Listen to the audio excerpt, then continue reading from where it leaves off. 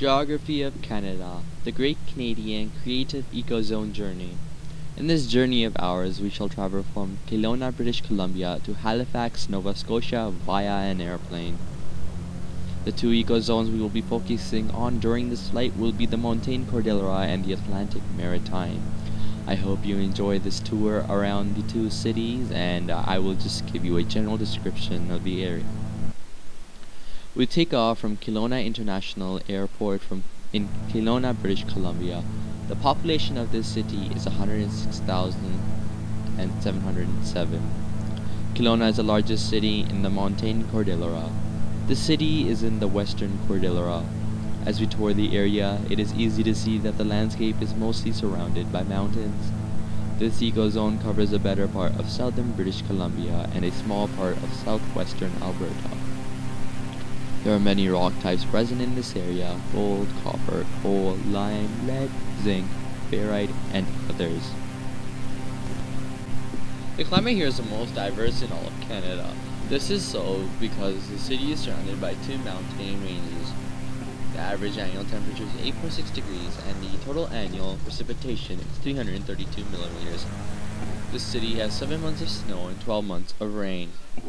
The growing season is 8 months long. This is so because the region is on the leeward side of the mountains, thus allowing less rain and less precipitation. The city's climate type is maritime because there is rain year-round and mild temperatures. The highest temperature is 27 degrees Celsius and the lowest negative 6.5 degrees Celsius. The city is located 344 meters above sea level and its coordinates are 49 degrees north, 5301, and 119 degrees west, 2936. Kelowna is in the mountain forest region, so it is covered with lodgepole pine, alpine fir, ponderosa pine, trembling aspen, and Elgin spruce. Many other coniferous trees can also be found around the city. Adding on, in the dry valleys of the region, there's a significant amount of grassland vegetation. In some of the wet meadows as well, there are forested areas because of the moisture and temperature levels. These certain types of vegetation can grow in these specific places because of the climate, altitude, and soil conditions. The soil conditions of the Montane Cordillera depend greatly on the altitudes of the region, as well as the climate. The soils in and around Kelowna support the growth of grasslands and grassland vegetation, while north of this, richer soils are present for larger and more vast vegetation to grow, such as vineyards, harvestable crops, and other lively vegetation. Kelowna is set on the Okanagan Lake. With that said, it has an abundant supply of fresh water. The water quality of Kelowna is very good. I can say that because its NTU, which is the turbidity levels, or the concentration of suspended particles in the water, is under 0.2. Kelowna is very biodiverse in terms of wildlife. There is a vast amount of wildlife that lives in the surrounding region. There are many examples of mammals, both herbivores and carnivores, some being caribou, moose, mountain goat, coyote, mountain fox, and mink. There are also many examples of birds as well, such as the red-tailed hawk, American dipper, and Canada geese. Reptiles and amphibians include spotted frog, western rattlesnake, and an example of fish would be lake trout. Cattle grazing, forestry, tourism, and mining are the four main major human activities in this region. As mentioned earlier, there are a lot of rock types and minerals found here. Many major mining activities include extraction of gold and copper. A lot of forestry is done here as well, as there is a large variety of trees in the region. Since the beautifulness and the naturistic setting for this picture-perfect place, there's a lot of tourism year-round from visitors coming from all over Canada and the United States. We will now fly over Tugboat Beach. There are both sand and grass locations throughout the beach. If you decide to stay here, you can also get the chance to water ski. A lot of water skiing and houseboating goes on here. Fishing is also pretty big around here, and don't forget about the local myth, the Ogopogo, the Loch Ness monster of the Okanagan Lake. Another interesting fact is that the water temperatures can reach up to 24 degrees Celsius during the summer, so so swimming is a must, and bring your swimsuits.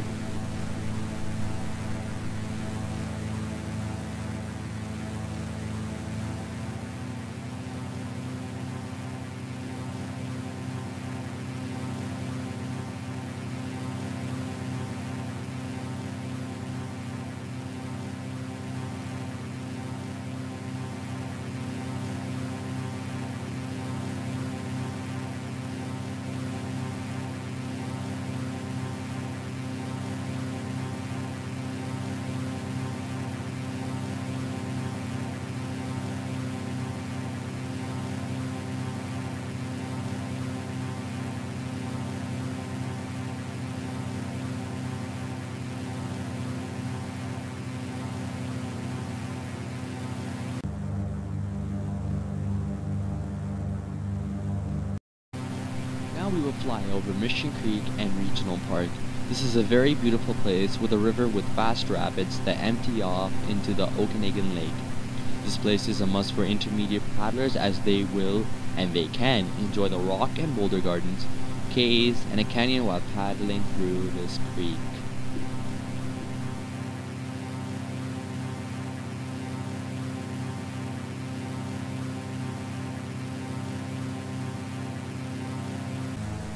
Now we shall fly over Banff National Park. Banff National Park is a very mountainous area.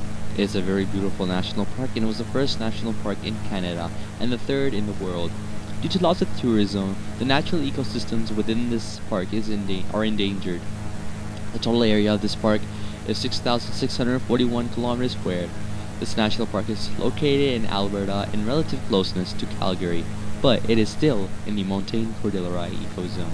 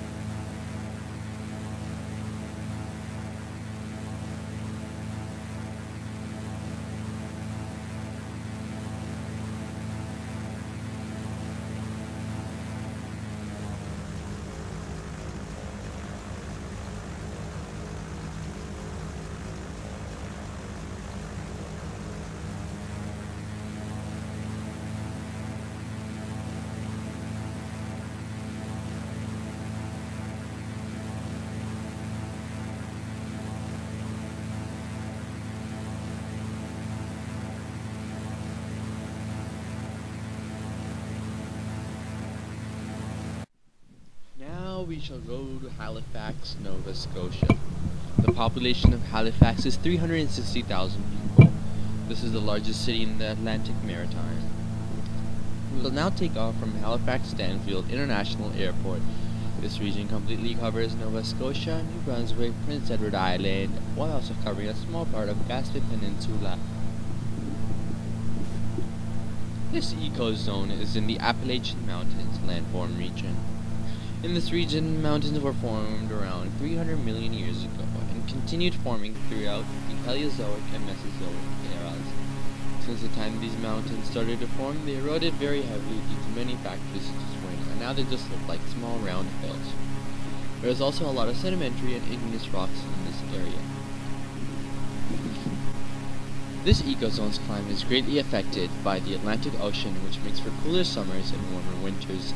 During late spring and early summer, the mixing of the cold Labrador Current and the warm Gulf Stream produces a lot of fog over coastal areas. The average annual temperature in Halifax is 6.4 degrees Celsius. The total annual precipitation is 14,000 1,474 millimeters. There are 8 months of snow and 12 months of rain. The growing season 8 months long. The highest temperature is 23 degrees and the lowest is -10 degrees Celsius. This city is located 0 to 119 meters above sea level and its coordinates are 44 degrees north, 40, 12, and 63 degrees west, 36, 36. This is a maritime climate because it has rain and mild temperatures year-round. Halifax is in the mixed plains region. Not much long-lasting vegetation exists in this region anymore due to years of farming on the same soil, although there are a lot of red spruce, white birch, paper birch, and red maple trees that are part of the forest area. There are many more examples as well. The soil in this region is acidic due to various factors, and the soil here mostly supports vast forests and soil quality is too poor for agriculture. Halifax is in close proximity to the Atlantic Ocean. Although the Atlantic Ocean is a large body of water, it is unsuitable for drinking purposes due to the salt in it. Halifax's water supply comes mostly from the surrounding freshwater lakes in Nova Scotia. The major sources would be Pocwock Lake and the J. Douglas Klein water supply plant. The wildlife in Halifax is very dense. There is a large variety of animals. Examples of mammals would be black bears, deers, moose, and northern pine squirrel. Aquatic mammals include the great seal, orca, and blue whale. Examples of birds would be osprey, northern goshawk, and wood duck. Examples of reptiles and amphibians would be the American toad, mink frog, and freshwater turtles. And finally, examples of fish would be creek chub, Atlantic salmon, and American eel. A lot of fishing goes on in this region. This is bad because sometimes fishers tend to overfish and that causes collapses in coral reef ecosystems. Lobster fishing is also a big industry in this area and so is tourism. People come from all over the world in this region to see the beautiful sights and beautiful historic places and also to play golf. An important fact about this ecozone is that in Newfoundland, Canada had built Gander Airport and its main purpose was to transport Allied aircraft to Europe during the Second World War. This was the most ideal place because this was the location closest to the northeastern point in North America. Now it is just a normal civilian airport. Porter's Lake Provincial Park is a beautiful place to visit. It is close to the city and is a great weekend getaway if you live in the city. It is also a great place to go boating, camping, canoeing, swimming, and fishing. Overall, if you're an outdoors person, you will feel at home at Porter's Lake Provincial Park. Point Pleasant Park is a 186-acre wooded park that has attractions such as a long sandy stretch of beach, ruins of early structures, a Martello Tower, and over 39 kilometers of walking trails. This park is great to get away at any time of the year as it is open year-round. It is also in close proximity to the city.